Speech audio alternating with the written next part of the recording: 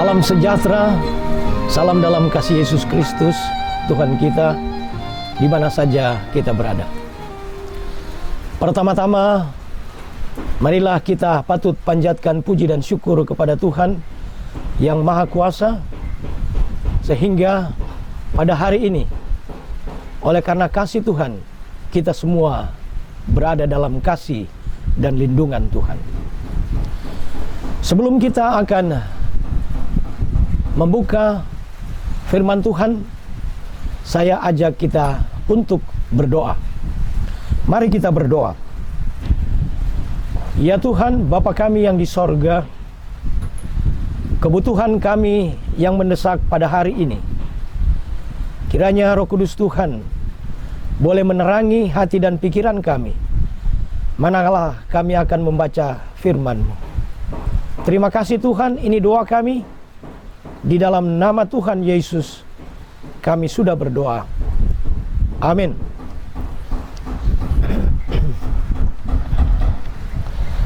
Pada awal tahun 2020 ini, dunia kita ini sedang dihebohkan, sedang digemparkan dengan satu peristiwa mengenai virus corona atau COVID-19 ini. Negara-negara Eropa dan negara-negara Asia, mereka memiliki agenda yang utama adalah bagaimana caranya mengatasi virus ini. Bahkan bangsa dan negara kita pun, Presiden, TNI, Polri, Gubernur, Bupati, dan tokoh-tokoh masyarakat, persekutuan gereja-gereja, bahkan melalui mass media, siaran televisi, Facebook, dan yang lainnya, semuanya membicarakan mengenai bagaimana caranya kita mengatasi virus yang berbahaya ini. Tentunya setelah saya melihat peristiwa virus ini melanda dunia kita ini, saya dapati ada 4 faktor, 4 pemikiran dari masyarakat yang berkembang pada saat ini. Faktor yang pertama adalah mereka mengatakan bahwa virus ini adalah sangat berbahaya, dan virus ini perlu ada penanganan yang cepat dan tepat, karena virus ini sangat berbahaya bagi perkembangan roda pemerintahan, perkembangan ekonomi, dan perkembangan kehidupan kita manusia. Inilah konsep yang pertama yang dipegang dan dihidupkan oleh pemerintah kita, yang sementara dilaksanakan oleh pemerintah dan jajarannya, bahkan dari kami juga PGGBN, menyuarakan bahwa virus ini adalah sangat berbahaya. Itulah konsep yang pertama. Dan konsep yang kedua adalah mereka menganggap bahwa virus ini tidak berbahaya. Mereka menganggap bahwa virus itu biasa-biasa saja, sama seperti virus atau penyakit-penyakit yang lain, sehingga mereka masih melakukan aktivitas seperti biasanya, dan mereka belum membenahi diri. Itulah konsep yang kedua. Sedangkan konsep yang ketiga adalah mereka mengatakan virus ini adalah kutukan. Virus ini adalah wabah. Oleh karena itu, perlulah kita harus ada pertobatan di dalam kehidupan kita, meninggalkan kehidupan kita yang lama, dan hanya percaya kepada Tuhan saja, hanya beriman kepada Tuhan saja, sehingga kita bisa terhindar dari virus ini. Itulah konsep yang ketiga. Dan selanjutnya konsep yang keempat adalah konsep menunggu. Dan ini yang harus menjadi perhatian bagi kita semua. Masih ada juga yang memiliki konsep menunggu, melihat situasi. Apabila virus itu memang benar-benar telah menimbulkan masalah yang lebih serius, membawa begitu banyak korban, barulah mereka mengambil sikap dan mematuhi aturan-aturan yang disampaikan. Bapak Ibu hadirin sekalian yang dikasihi Tuhan, melalui 4 konsep pemikiran masyarakat yang berkembang saat ini, kita semua diajak untuk menyatukan konsep kita ini. Kemarin malam kita sudah menerima berita resmi dari Bapak Bupati. Dan bahkan berita ini bukan berita hoaks, tetapi ini berita resmi dari Bapak Bupati, menyatakan bahwa di Biak Nunfor ini ada 2 pasien yang positif COVID-19. Melihat hal ini, bukan saatnya lagi bagi kita untuk mempertahankan pendapat-pendapat kita. Melihat hal ini, bukan saatnya lagi kita saling mempersalahkan mana yang benar satu dengan yang lain. Tetapi dengan melihat situasi ini, saya menghimbau, marilah kita satukan konsep kita semua. Menyatakan, menyerukan bahwa virus ini adalah virus yang sangat berbahaya, yang perlu dengan segera kita harus bersama-sama memutuskan mata rantai penyebaran virus ini. Sebagai anak-anak Tuhan, tentunya kita akan bertanya, apakah yang dikatakan oleh Alkitab tentang hal ini? Apakah ada firman Tuhan yang menyebutkan tentang virus yang berbahaya ini? Dan apakah ada nasihat-nasihat, anjuran-anjuran yang penting yang perlu kita ikuti dari firman ini? Mari Bapak Ibu sekalian yang memiliki Alkitab, kita membuka di dalam Injil Lukas. Bapak Ibu hadirin sekalian yang ada Alkitab, mari kita membuka Alkitab kita. Di dalam Injil Lukas pasal 21 ayatnya yang ke-11. Bunyi firman-Nya, dan akan terjadi gempa bumi yang dahsyat, dan di berbagai tempat akan ada penyakit sampar dan kelaparan, dan akan terjadi juga hal-hal yang mengejutkan dan tanda-tanda yang dahsyat dari langit. Saudara lihat, kalau kita baca ayat pertama dan seterusnya, ini berbicara menjelang Yesus akan datang kedua kali ke dunia ini. Maka ada peristiwa-peristiwa yang menggemparkan yang akan terjadi di dunia ini. Salah satunya adalah, dan di berbagai tempat akan ada penyakit sampar. Bagi Bapak Ibu ingin mengetahui apa itu penyakit sampar, kita buka kamus bahasa Indonesia. Kamus menyatakan penyakit sampar itu adalah penyakit berjangkit, penyakit menular. Dan penyakit ini berbeda dengan penyakit-penyakit berjangkit atau menular seperti biasanya yang kita lihat. Seperti contohnya flu atau influenza, itu termasuk penyakit menular. Batuk dan yang lainnya. Tetapi virus yang melanda dunia ini yang dikatakan di dalam Injil Lukas pasal 21 ayat 11 ini adalah virus yang sangat berbahaya dan mengejutkan kita. Kalau kita baca ayat seterusnya, di sana dia katakan mengejutkan, menggemparkan dunia. Oleh karena itu, perlulah kita harus mengambil perhatian yang khusus dan cepat tentang masalah ini. Bahwa virus ini atau penyakit sampar ini adalah penyakit yang menjalar dari satu orang kepada orang yang lain.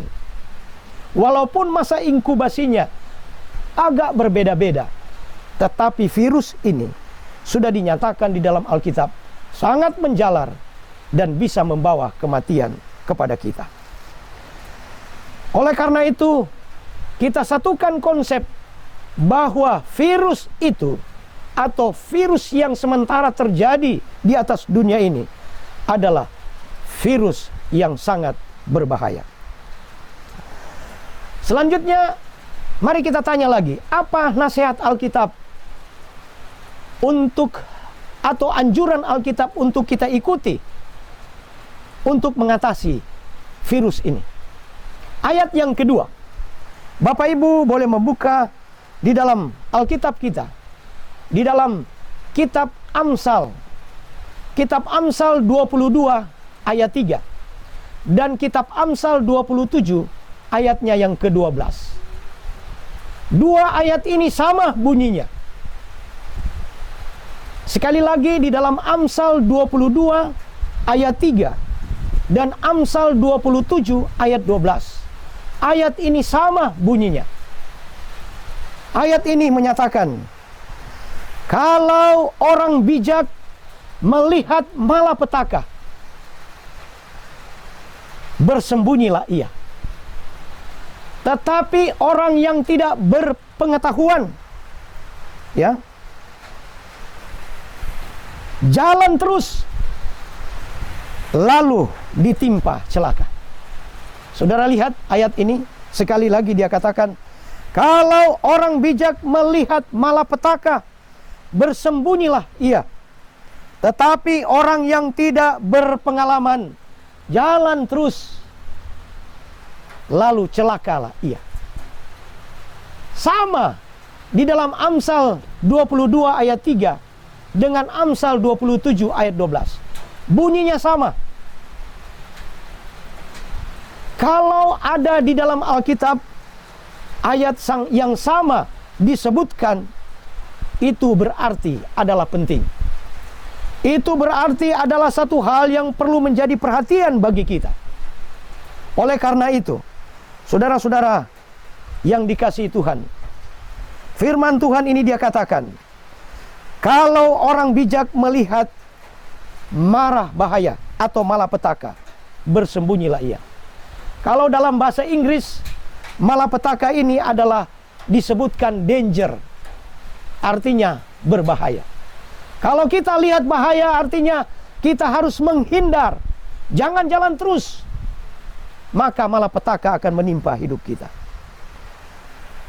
Banyak orang yang belum menyadari tentang bahaya ini.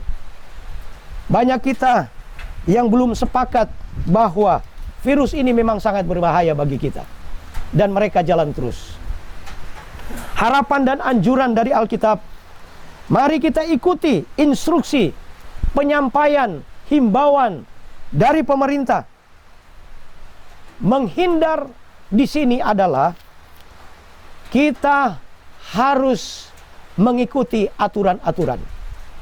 Kalau ada aturan mengatakan stay at home, tinggal di rumah, itu firman Tuhan sudah katakan.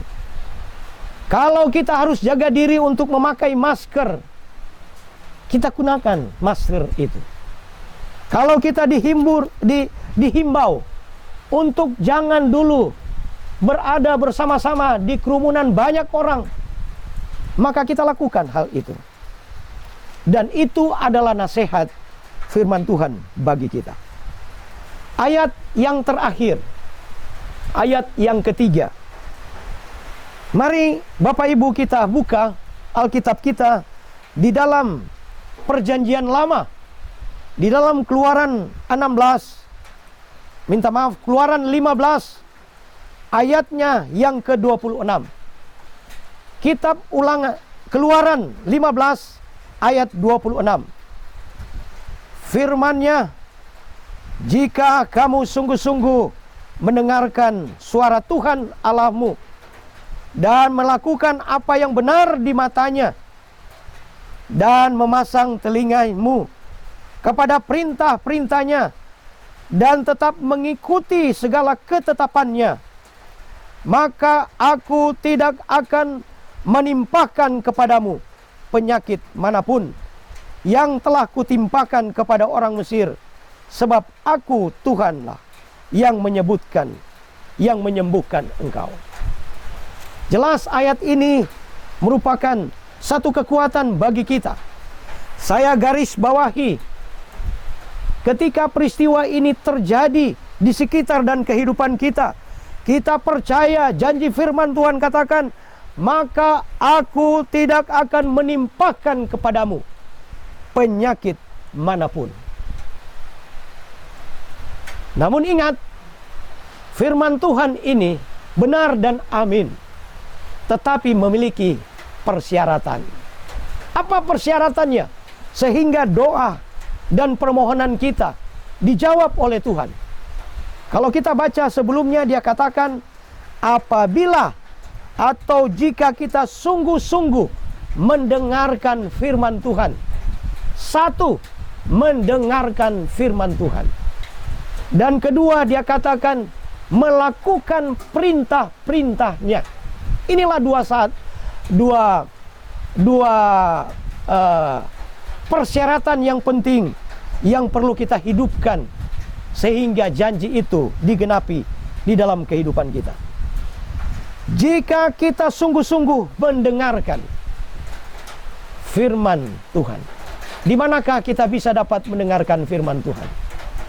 Manakala di saat saudara dan saya membaca firman Tuhan ini. Manakala saudara mendengarkan informasi-informasi yang penting tentang kebenaran. Manakala ada himbauan-himbauan dari pemerintah. Dan hal itu kita hidupkan di dalam kehidupan kita, maka janji itu akan digenapi dalam kehidupan kita. Sebagai penutup di dalam himbauan dan nasihat kita pada hari ini, ada satu kisah nyata yang terjadi di dalam Alkitab, di dalam buku Kitab Kejadian 19, mengenai cerita Sodom dan Gomora yang dimusnahkan oleh Tuhan. Ketika Tuhan mengirim 2 malaikat untuk pergi di kota Sodom dan Gomora, apakah masih ada umat-umat Tuhan yang setia kepada Dia di dalam lingkungan yang sudah rusak moral mereka? Dan 2 malaikat ini mendapati bahwa ada satu keluarga, yaitu keluarga Lot, yang masih setia kepada Tuhan, masih mengikuti janji-janji dan berkat Tuhan, walaupun mereka berada dalam lingkungan yang sangat buruk. Tuhan berfirman kepada keluarga Lot, hari ini, malam ini kalian harus keluar, karena kota Sodom dan Gomora ini akan dibumi hanguskan. 2 malaikat Tuhan ini memegang tangan dari keluarga Lot dan mengantar mereka untuk keluar dari kota Sodom. Setelah itu, 2 malaikat ini berpesan. Di dalam Kejadian pasal 19 ayat 17. Pesan dari kedua malaikat itu ada 3. Pergi, lari, dan jangan menoleh ke belakang. Jalan terus. 3 hal ini yang sangat penting yang disampaikan oleh malaikat itu. Lari, dan jangan menoleh ke belakang, dan jalan terus. Ketika Lot bersama istrinya dan kedua anaknya, mereka lari di satu tempat yang mereka tuju. Tiba-tiba di tengah-tengah perjalanan, istri Lot dia menoleh ke belakang dan dia melihat kehancuran kota Sodom dan Gomora itu. Alkitab mencatat, seketika itu juga istri Lot berubah menjadi tiang garam. Apa permasalahannya di sini? Apakah keluarga Lot tidak percaya tentang janji Tuhan? Apakah keluarga Lot tidak setia kepada Tuhan? Mereka percaya dan setia kepada Tuhan, dan mereka sudah dituntun oleh malaikat untuk keluar dari kota Sodom itu untuk mendapatkan keselamatan. Tetapi kesalahan yang dialami oleh istri Lot adalah dia melanggar perintah dari dua malaikat itu. Ada 3 perintah yang dikatakan oleh malaikat itu. Lari dan jangan menoleh ke belakang dan jalan terus. Tetapi sayang, istri Lot, dia tidak mematuhi perintah itu dan menoleh ke belakang. Saudara yang dikasihi Tuhan, di mana saja Anda berada, sebagai kesimpulan dari ajakan dan nasihat kami, setelah kita melihat masalah global tentang virus corona ini, mari kita satukan persepsi kita semua. Kita satukan pendapat kita bahwa virus ini adalah berbahaya. Dan marilah kita perlu cepat mengambil langkah yang cepat untuk mencegah penularan yang lebih banyak lagi.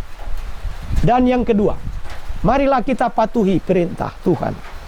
Marilah kita patuhi firman Tuhan ini. Firman Tuhan katakan, apabila orang bijak melihat malapetaka, bersembunyilah ia. Tetapi orang yang tidak berpengalaman berjalan terus, lalu celakalah dia. Ada banyak anjuran-anjuran dari pemerintah, dari tokoh-tokoh agama, bahwa dengan masalah ini, di mana saja Anda berada, kenakanlah. Di mana saja Anda berada, jangan lupa, rajinlah mencuci tangan. Di mana saja Anda berada, lihatlah di sekeliling Anda. Apakah ada keramaian? Jauhilah itu. Dan yang terpenting, untuk memutus mata rantai penularan penyakit ini, beribadahlah di rumah.